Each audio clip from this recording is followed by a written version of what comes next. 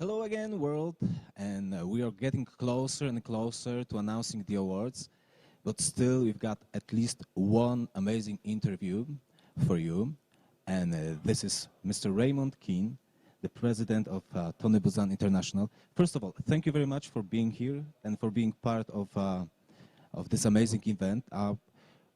Is this your first time in Poland? The first time in Poland was in 1967. Wow. And what happened was I was competing in the World Student Chess Championship in a little town called Harashov in Czechoslovakia, as it was then.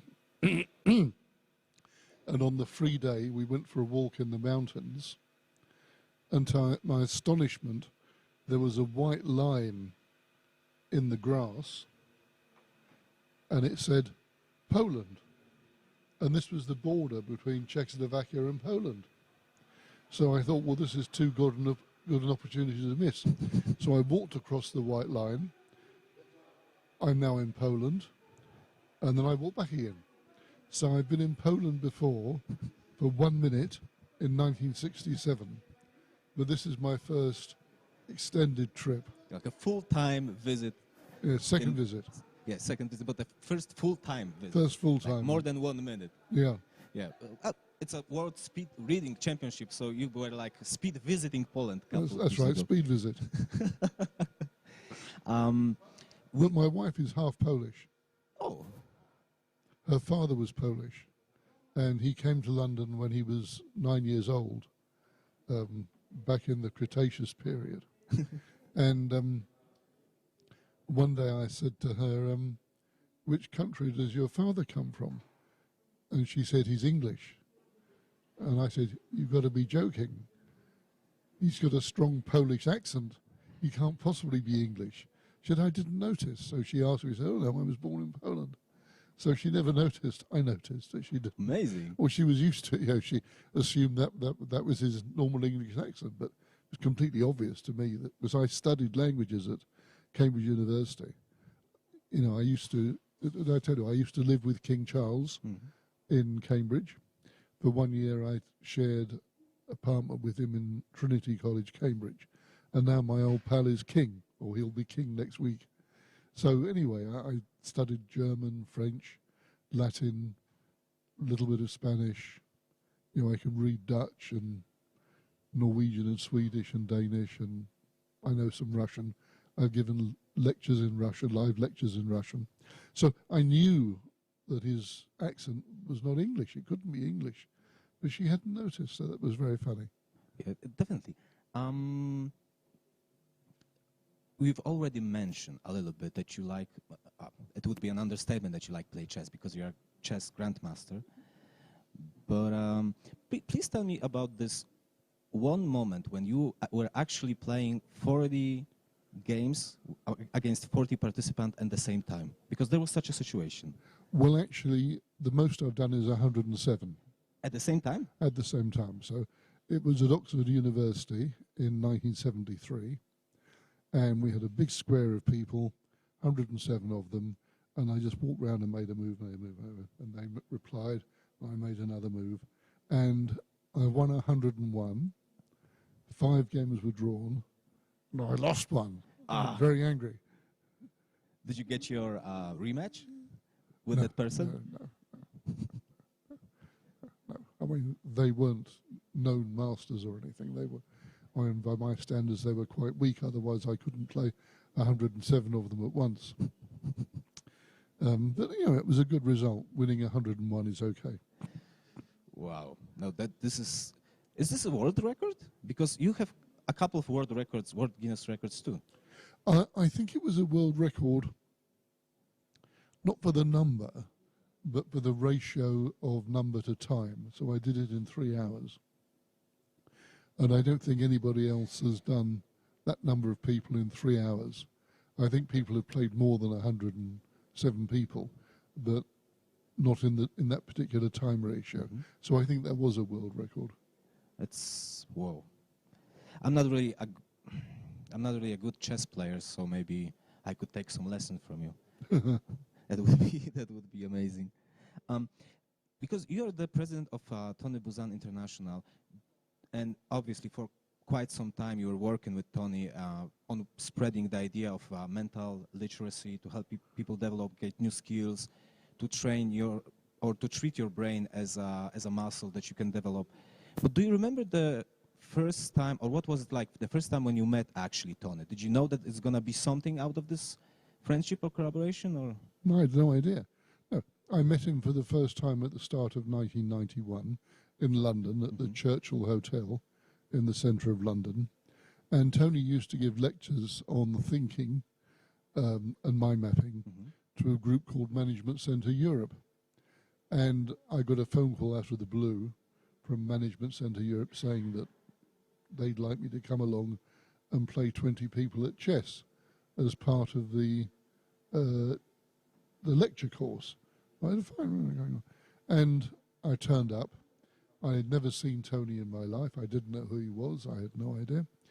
And as I arrived and came into the room, he was lecturing on mind maps, and he was using a book by a man called John Nesbitt. Have you heard of John Nesbitt? No. Futurologist. He was a man who predicted future trends. I think his book was called Megatrends 2000. So he was predicting what the world will be like after the year 2000. And Tony was drawing a mind map about this man, John Nesbitt, and what his books were predicting. And I realized at once that the mind map was a very important visual and memory tool. so this was the first time you experienced a mind map? Yes. And I can still remember the mind map. You know, if you ask me now to draw the mind map, I can still do it. You know, it had a powerful visual effect. And Tony, of course, was a very charismatic speaker. You know, he was enthusiastic, he was energetic, he was dynamic, he was convincing. And when he'd finished speaking and I gave the chess display, then I realized that maybe we had something we could do in the future together.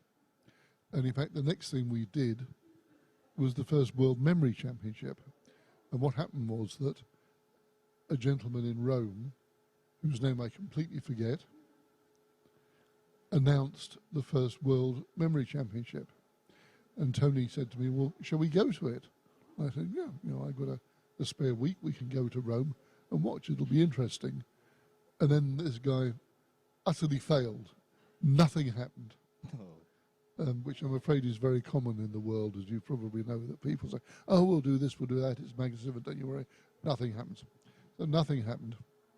So then Tony said, let's do it ourselves. I thought, yes. And he said, I'm sure you can do it, Ray. I said, thank you, Tony, that's very kind of you. So I worked out a plan. I bought the Guinness Book of Records. I looked up all the world memory records in the Guinness Book of Records. I tracked down the addresses. I mean, this was before emails, you know. Nobody was using emails to that extent in 1991. You had to write to them or ring them up or something. And some of them were in Japan, some of them in England, some of them in America. So I tracked down every single person with a memory record and said, we're going to have the first World Championship in memory power in London in December 1991, and we invite you to come. And we held the event. It was at the Athenaeum Club in London, the centre of London, and Dominic O'Brien won the championship, and he went on to win it a further 7 times. And ever since then, we've had a World Memory Championship every year thereafter. And it's amazing because first, as you said, the idea was just to go somewhere else at the event that someone else was organizing. Then you did the event yourself, and like 30 years later, here we are in Poland, Zielona Góra, and Tony's idea of spreading the mind literacy is still going strong. There are still people involved. What does it feel like to you, as someone who was there from the very beginning, to see that every year there are different places, different countries that would like you to come and organize this event? Well, it's very inspiring. And the most impressive visual manifestation of all this has been in China, because we've held the memory championship in China many times. And the last time that we held a full physical event was in 2019. You know where it was in 2019 in China? I'll give you one guess. Which Chinese city do you think we held it in 2019? Wuhan? Correct. Okay. It was Wuhan. So we held it in Wuhan, and you could see row after row of people sitting at desks committed to memory power. And we didn't do it online. I mean, now after COVID, you know, we had problems. We had to do things online. The thing is transforming into a new animal. But then everything was physical. Everybody was in the same place. And the most astounding thing from all these people, hundreds of people in this huge hall like an aircraft hangar, was that the best competitors were all teenage girls. They beat all the men. They beat the boys, they beat the men. You know, 15-year-old girls, 14-year-old girls are the world's best memory athletes. It's absolutely incredible. And I don't know what the result of our mind mapping championship and our speed reading championship are going to be here. I don't know whether the girls will win, the boys will win, the men will win, or the women will win. I don't know. I have no idea. But in memory, the very best athletes, the very best athletes, as we call them, mental athletes, teenage girls. Incredible. That's amazing. And it wasn't just one teenage girl, it was lots of them. So from China. So it wasn't a fluke? No. Yeah. From China, from North Korea. You know, North Korea quite often doesn't even compete in international sporting events. Mm-hmm. Here they were winning the World Memory Championship, teenage girls.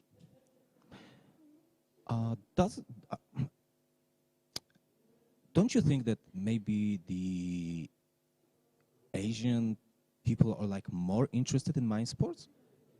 Because from my experience, from what I see when I take part in different courses, when I learn different stuff online, and I can see people from around the world, there are actually many people who are from Asia, who are from China or Korea or Vietnam, who are really, they have really great hunger for knowledge. They really want to learn.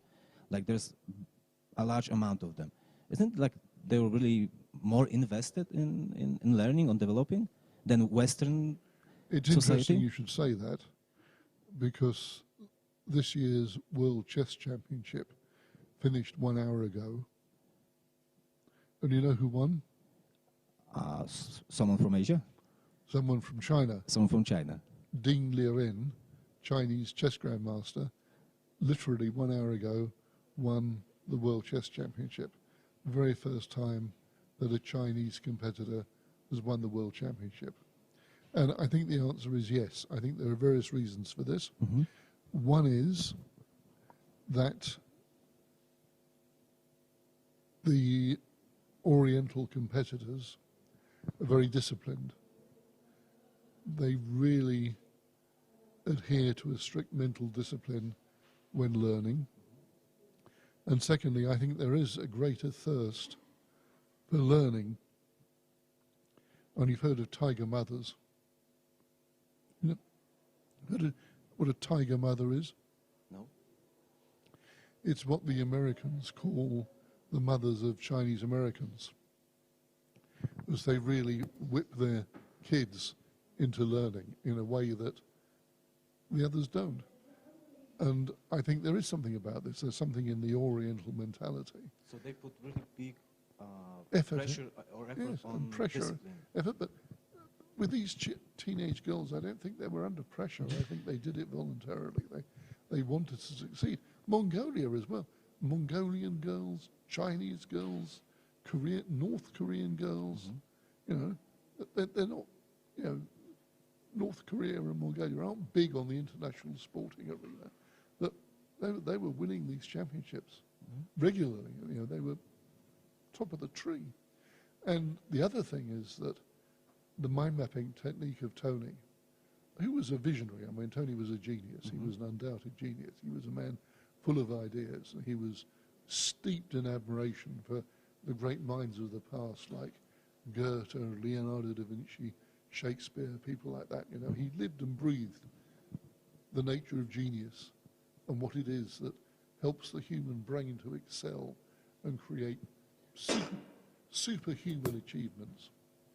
And yeah, I think he would have, had he lived, and you know he died, he passed away 4 years ago, almost to the day, 13th of April 2019, he would have been absolutely amazed and proud of the achievements that we've got throughout the world. But of course it's not just the Asians or the Chinese, it's very popular everywhere. His book sold 40 different languages, he wrote 140 books, translated into 40 languages, all around the world. The number of people following is in the millions, but the Orientals have really picked up with it and run with it in a way that other areas of the world haven't. I think it's discipline, partly pressure, but also a thirst for learning and knowledge and dedication to improving themselves.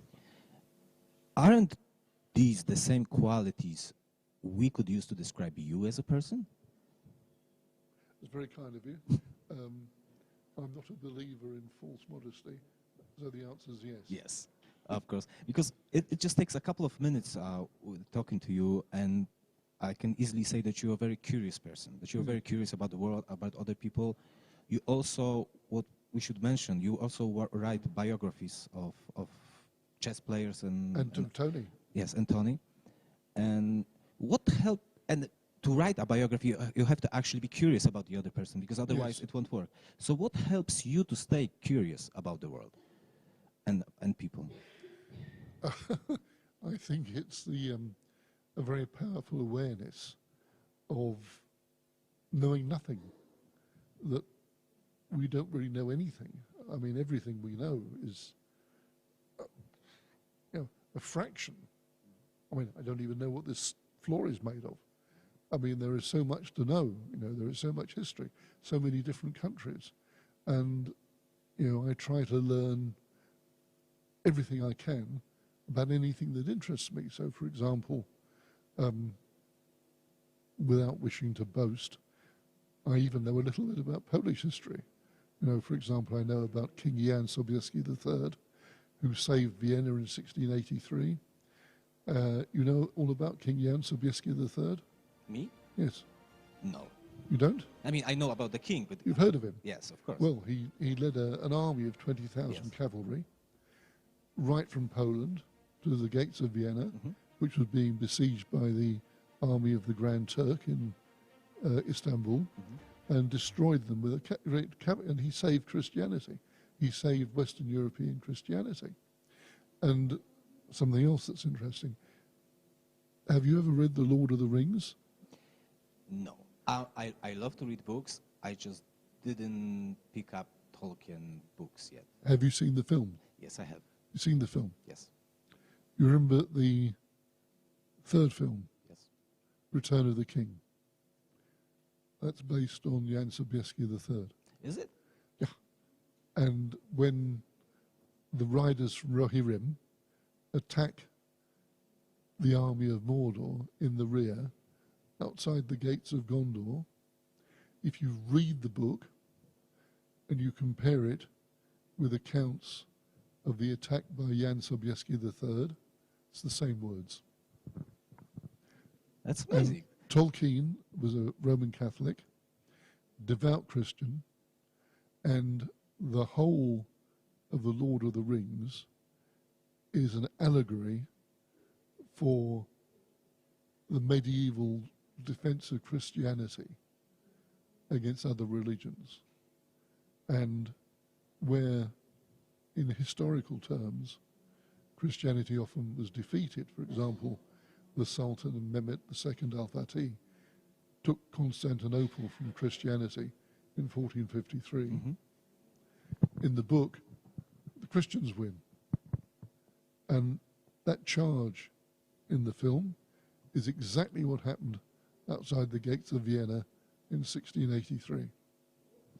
Okay, so you're not only a curious person, but you're also a very interesting person to talk to because I just learned something I didn't know before, which is also an The other amazing thing I thing. like to do is make connections. You know, it's possible to make connections with things. Mm. You know, you see some isolated facts, and suddenly you're like, hang on, that's connected with this, and that connects with that. And Tony used to say that everything connects to everything else. If you think about it, there's always a connection. And that was something that Leonardo da Vinci said, and Tony believed it with a passion. He believed that you could connect everything to everything. There was always some connection. Often it was a secret connection, but if you thought about it, you'd find the connection. And another amazing thing that Tony was also saying is that we use the same language actually. Yeah. That wherever you go, our minds work in a similar way. So there are really no foreigners. Yes. And this was really profound for me. Yes. And the same language for Tony was the image, Yes. the picture. Yeah. Oh, I'll give you another example. I mean, this is just random. It's nothing particularly to do with Tony, but you've obviously heard of Julius Caesar. Yes. Yeah. And you know about the Tsar of Russia. Specific one or just Anyone, any Tsar. And Ivan the...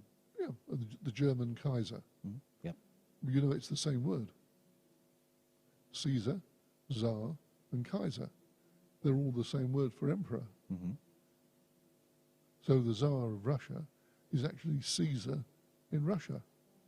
And the Kaiser in Germany is Caesar in Germany. And if you go far enough east to Tibet, the national hero of Tibet is called Juru Gezar, which is obviously Julius Caesar. And in Tibet, Caesar has become a god. You know, he's got 15 hands and 10 heads. He defeats demons. So obviously the rumors of the legions of Julius Caesar and the Roman emperors reached Tibet and became transmogrified into a deity. So Juru Gezar is Julius Caesar in Tibet. So it's all the same. It's all the same. It's all the same. Yeah. You know, So, you connect. so this is, I think this could be the best idea or the thought to close the conversation, that we are really a lot more similar to each other than we would like to think, and that we are told that. Because sometimes we hear that we are different, we have different nationalities, we have different history backgrounds, but as people, as human beings, we probably are really the same. I'll tell you something that very few people understand. Okay, there are no races. Human races. The human race is the only race. Is one. Yeah. Okay, and okay, you've got a darker complexion than me, or one of these black ladies here. You know, she's dark black. The Chinese have diagonal eyes, you know. Why is that? It's the weather. It's the climate. Yes. You know, if you live in a hot country, you develop protection against the sun. Your body adapts. Yeah. If you live in a Nordic country, Poland, for example, further north, probably people will have fairer hair. If you live in a southern country, they're going to have black hair. If you live in a country where there's desert conditions, you know, you may get diagonal eyes to stop the sand getting in your eye. There's no races. They don't exist. It's a complete fiction. Race doesn't exist. It's just a reaction of the human organism towards the climatic conditions of where they're living. So for people to be racist is like saying, I hate the weather. You know, the weather's evil. You know, the climate. You know, it's not. It's the climate. You know, it exists. The weather exists. Or I hate people who are actually just like me. Yeah, exactly. Just like So there's no point. no. And then you look at an event like this, and you see people from Brazil, dark skin, dark hair. People from Nigeria, very dark skin, very dark hair. People from Poland, light skin, light hair. And you realise that nobody here cares about this sort of nonsense.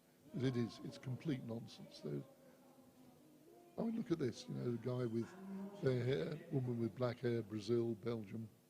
You know, we don't care about these things. And if you play in chess tournaments, you don't even notice, you know, if somebody's black or brown or yellow. You know, they could come in and be green. You just simply wouldn't notice. You know. So I think that mental sport helps you to give respect to every human. You know, I use the word race advisedly. You know, I don't believe in race, doesn't exist. But every human manifestation of the body and the mind, because we're all after the same things. So it's amazing that we can meet on an event like this, which is World Championship, and we have people from all around the world, from different climates, from different parts of our planet, and they may look or appear different on the outside, but we all the same. We all want to compete. We all want to develop. We all want to exercise our minds. We all want to get better, and we want to do it together. Yeah. Because this is the reason. We have people online who are taking part in the contest because we all want to work together. Yeah. I mean, if you look at the DNA of a human being and a pea, you know, the vegetable, the pea, little green thing, it's quite similar. So how much more so are we the same than human beings and peas, you know?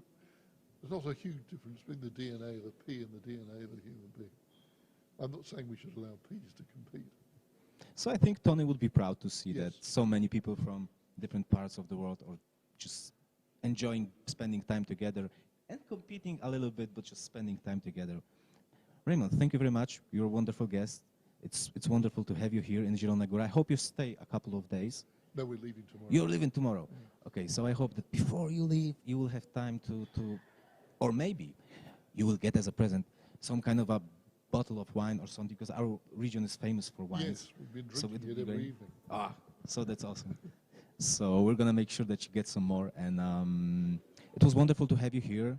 We are really proud that you're taking part and you're helping us with creating all this amazing stuff and still sharing the idea of Tony's idea of mental literacy.